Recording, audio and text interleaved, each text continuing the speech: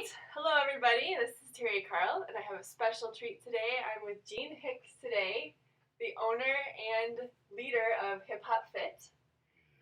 And I'm really excited because I've been coming in contact with people who I feel like just really get it and are living the dream and love their lives. Mm-hmm. So that's what I want to talk about today. I want to get to know you a little bit more and your story and have you share that with everybody. Okay. And so let's take it from there. Like, where'd you come from? How'd this happen? I'm so excited to be talking with you today. Well, it's kind of it's a whirlwind of a story, I guess. I'm originally from Champaign, Illinois. I was born in Michigan, but I grew up in Champaign. And growing up in Champaign, being I was always an admirer of breakdancing, so I started a professional breakdance crew when I was about 16. Me and a bunch of friends got together, and I started, practicing more, and things just got better and better.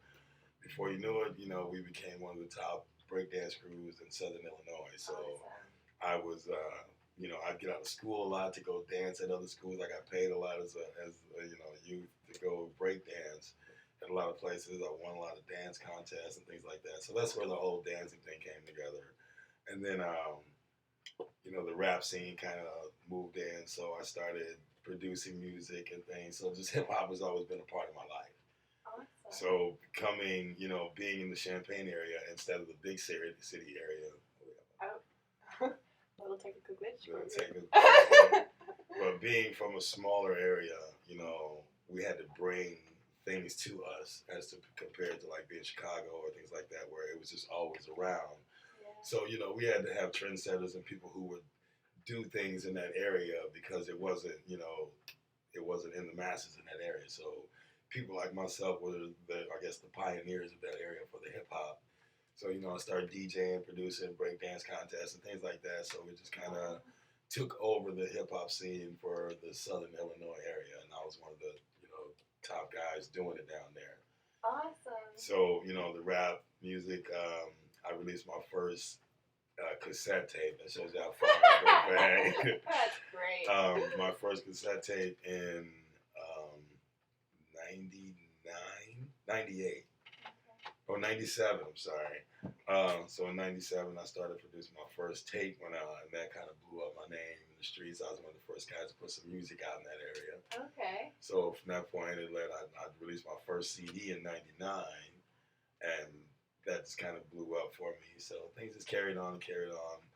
By 2000, I was ready to get out of Champaign. So I moved here between 99 and 2000. And, just being an innovator from Champaign, I wanted to come to a big city and do the same thing, basically become the big fish in the pond here. Awesome. So I started, finding out the hip hop scene in the Chicago area, working with a lot of artists and stuff. I went to COD for a while and then I transferred to Columbia College. Oh, okay. For music business and film. Wow. So I started producing a lot of music videos, and I produced a couple movies. And wow. Like I said, it doesn't start in one place. There's different avenues to my story. So I can start here and be like, how do we go over here? That explains all the pictures. And if you look around the room, you'll see that I did, I've been in martial arts since I was 6 years old. So martial arts was a big part of my life as well. So I've always wanted to be an actor. That's where all of this came from, was I wanted to be an action actor. Okay. So the hip hop and the dance thing was kind of like the stepping stone to get me to an acting career, because I figured if I had a name as a musician or a rapper, it would be easier to get in as to go into Hollywood and standing in line like somebody else and just trying to audition until I got a role.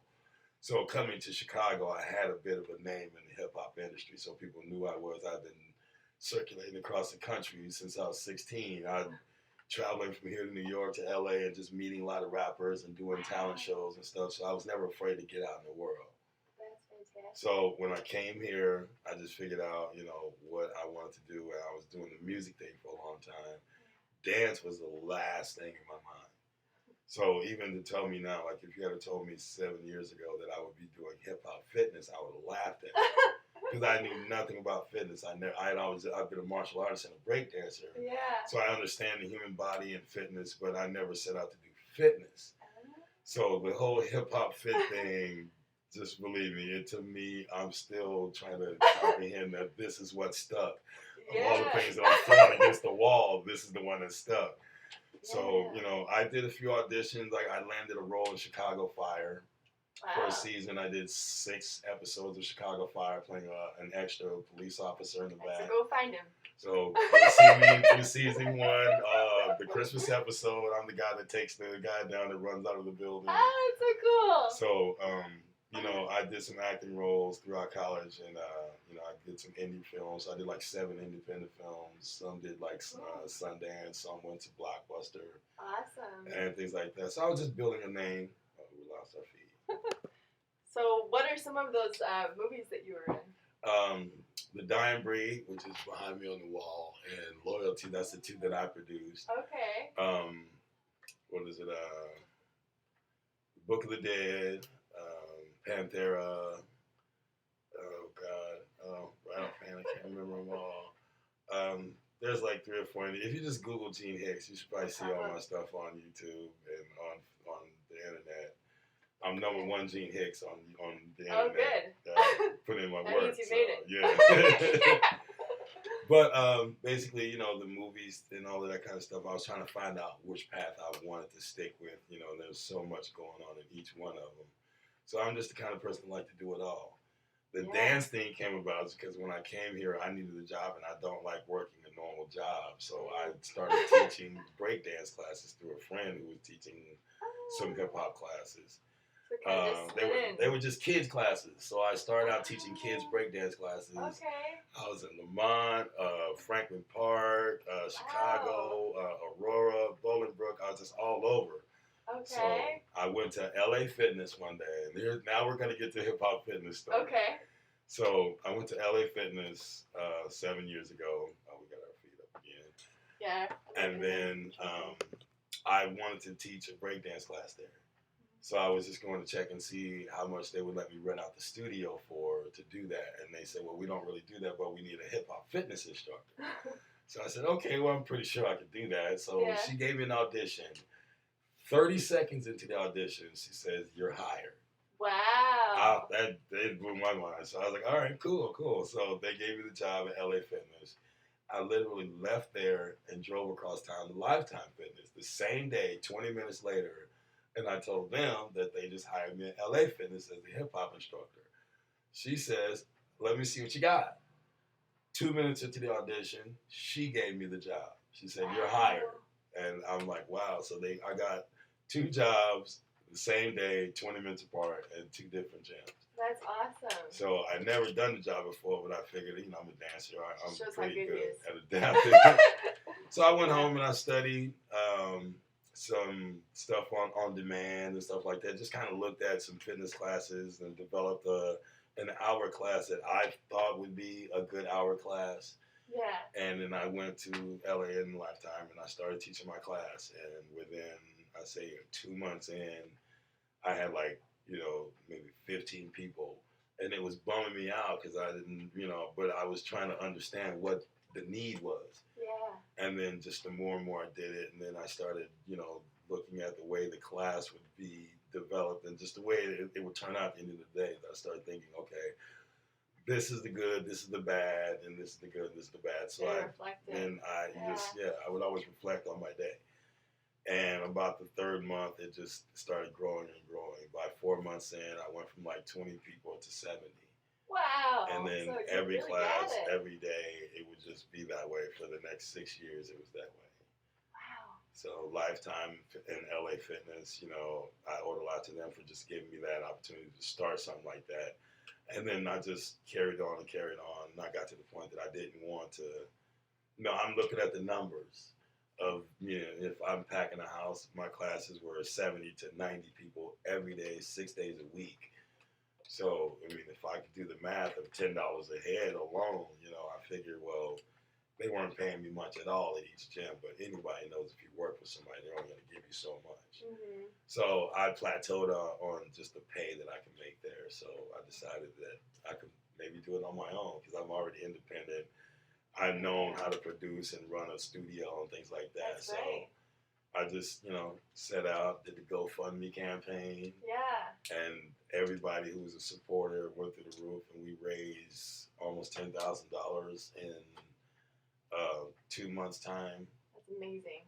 And that basically funded the first opening of Hip Hop Fit. Great. And here we are today. We have 193 members signed up. I was wondering. That's fantastic. And over 560 drop-ins since 7 weeks now. Yeah. So yeah, that's my story. That's sticking awesome. to it. So I have a couple questions. Yes. You talked about like you had the class of 15 and then you bumped it up to 40 and 50 and you were really reflecting. So what were some of the things that you were looking at? Were you looking at the structure of the class? Yeah, what I was doing was, when I first started, I was so much into teaching, so I kind of structured the class around routines of 1, 2 step, turn, twist, drop, and I was taking them to the floor. I was doing all kinds of stuff because I was thinking hip hop class, not like dance. Fitness. Just like routine dance, structured dance routines like you would see in a video or something. Right. And I was getting a lot of people who were dancers to come, but not just the normal person who just wanted to get in there and get some cardio done. That's too much for them, maybe. Yeah, it was too much. So I was seeing that's why my numbers were doing, like people would come in and they would try it, but then some would like it, that were like, oh, I need this. And then there was some just be like, I can't do all that. Yeah. Then you have the elderly couple or somebody who comes in and they're just like, no, that's just too much for me. So I'm the type of person that if I see, I always like to assess the situation. If I see something wrong, I'll fix it as soon as I see it. Yeah. And that's just been my key. It's been my martial arts training. It's just, understand what's happening in your room. So I would always pay attention to the people, and then I would talk to people, and then watching other classes, the other popular classes, and just kind of seeing what worked and what didn't. And that's the way it developed. Just, trial and error until I got it right. That's cool. And that's why we're in our workout clothes, just so you know, we just had we just had it was awesome. Real sweaty. So that's so cool. So I just wanted to share, like I was just thinking about this today, that I really love your class because I do feel like I'm dancing. And yet, I'm exercising the whole time. Exactly. I'm not stopping and doing one step over and over again, which would be boring for me personally. That is the key to teaching a good class is people don't, a lot of instructors don't assess the class and they come in thinking this is what I want. Right. And not what they want or what they need. And that is, my gift, I guess, is to observe a person and know what they need. And all the routines that I do are like easy 2-step moves that you grew up and you do at the dance, at the club. Yeah. Really easy. And then just the way I put them together, you're going to really sweat, along with a few exercise moves in there as well. Right. And then being a break dancer and a pop locker, I throw in some more of that kind of stuff. So you get a whole range from head to toe. And then being a martial artist, I throw all that kind of stuff into the workout. And there'll be little things that I'll do from kicks and punches and katas and forms that you guys won't know, but I know what I'm giving you, Yes. So understanding all of those aspects of dancing and martial arts, gymnastics, break dancing, and all that, and just putting it into a simple... as a kid, I wanted to learn it all. Yeah, so, I did it all. Customers everything. I was a kid in the backyard doing the 20 backflips. My mother come home, I'm on the roof of the house. Hey, Ma, and I do a flip off the roof. She'd scream like crazy. I was that kid. Well, yeah. And it turned out fine, so that's good. Yeah, look what you got, Mama. Yeah. But yeah, that's pretty much how I did it. Yeah. And I love how you, like you said, you really know what people need, because as me, just coming in and getting used to the class, I'll be tired, and then you'll throw a little bit of walking. Yes. And then you'll throw, now arms again, and now a little bit of up. slow. So you got to read the room. Know when the whole room is ready to stop. Yeah. A lot of instructors come right in, and it's all about them. Yeah. And I'm only here to satisfy you guys. Yeah. So another thing that I love about and how I think you really satisfy us is making it fun. Have you always been able to work the crowd? Is that part of your hip hop? That's the rap part. Okay. See, if you see all my music videos, go to Gene Hicks on YouTube. They call me G the Man, G-D-A-M-A-N. My rap group was called the Pain Family. I got about 27 music videos. So you'll see a lot of my performing on stage because I've done, rap shows for 20 years. I've been performing all over the country, all kinds of nightclub shows and stadium gigs. So I'm used to being on stage and holding a mic and commanding a stage. That's just what I do. So the dance part and the rap part, it all rolls into one. That's why I say when someone asks, how did you get here? And I go, okay, well, I got to start over here, right? Because this makes this and this and this, and it all came to this. So that's how so hip hop cool. is. Yeah. So just being a rapper for many years, and being on stage, I have no fear, and I understand how to command a room.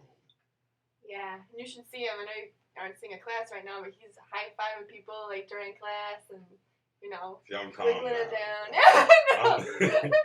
I'm the calm piece when I'm off stage. People always say that like you're so wild when you're on stage. It's great. But I'm very quiet when I'm off stage. I'm just very calm because I always know that there's a time and place for that, and I don't like to be the elephant in the room all the time. Because you can be that, they would expect me to be that, to be like, wow, coming in here, but I'm the guy that walks in the room and I'm real quiet. And then when I get on stage, I'm like, where the hell is he in the back? That guy was way in the back all quiet. Yeah. Yeah. Where'd you come from? Yeah, so that's just how I am. Yeah. Can you tell me a little bit about, I saw on your wall you have the Disability Mentoring Day. Are you a volunteer somewhere? Yes, for the Bolingbrook high schools and basically the park districts. For a few years, I also have a recording studio, so I produce a lot of music for people. And I would do the mentoring for the for that program. That we would have about 20 kids come to my studio, and we would spend about 3 hours of learning what it is they want to do in the music business. So I would lecture them on studio, teach them about studio. We would produce a song together because, some person might want to be a rapper, one person might want to be an engineer, one person might want to be a manager. So I have to give them my degree in film and music business from Columbia College, so I have an extensive knowledge of, to give back. So that was just my way of giving back to the young kids, because when I was growing up, I didn't have somebody taking me to a recording studio and teaching me. I had to build my own studio and do my own thing. So that's great. Yeah, I am a metaphysician. I believe in different laws of the universe. I think you've got it. I mean, that's the law of prosperity. You give and you receive, and the way you try to understand the people you're working with to give to them the best you can. Yes. So it all makes a lot of sense to me. That's really awesome. Thank you. I feel very zen. Yeah, and that's the other thing. I don't know how to squeeze it in, but just like I can tell that you have a really good heart. And do you have like a spiritual practice, or is it your upbringing, or both? I grew up. My mom. I spent my entire childhood halfway sitting in a church watching my mother sing. She sang her whole life.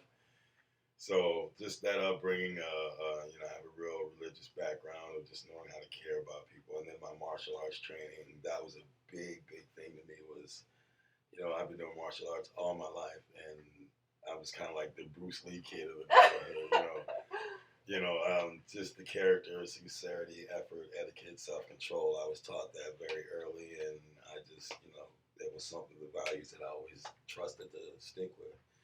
And I grew up in a rough area. Champaign might have been a small town, but it was rough. Wow. A lot of drug dealers, a lot of people getting shot up, stuff like that. Just people think when you're in a small town, oh, it's a country small town. No, Champaign is like a little Chicago. Wow, that's what people don't understand. Yeah. We might have the university, but there's a town. Yeah. So, and then growing up as a poor youth without a father, there's a lot of things that you have to learn on your own, and just in the struggle in the streets. So. I came from the whole street selling drugs and all that kind of stuff. I had to learn my way out, and I'm one of the kids that made it out. Yeah. I saw the big picture. A lot of kids don't get that. Right. But I was the type of person that one day I might be in the hood, next day I'd be in a rich neighborhood hanging out with the rich white kids, or hanging out with the Mexicans, or over here with the Chinese kids at the karate school. So awesome. I hung with everybody, and that I never stayed in one spot and just kept my mind closed. I was always trying to be universal. Yeah, and I can see that in the way you welcome people to come in here. I'm a people person. Yeah, it's so natural for you. Yeah. That's great.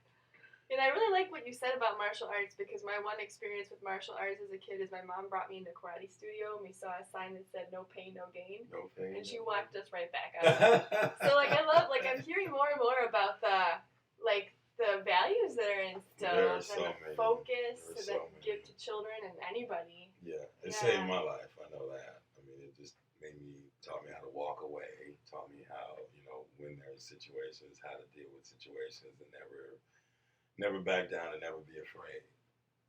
Yeah.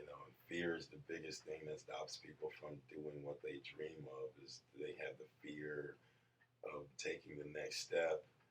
Me, I have no fear. I fear no man. I fear no entity. I just, I know if I don't do it, I'll hate myself more than I hate someone else for trying to stop me from doing it.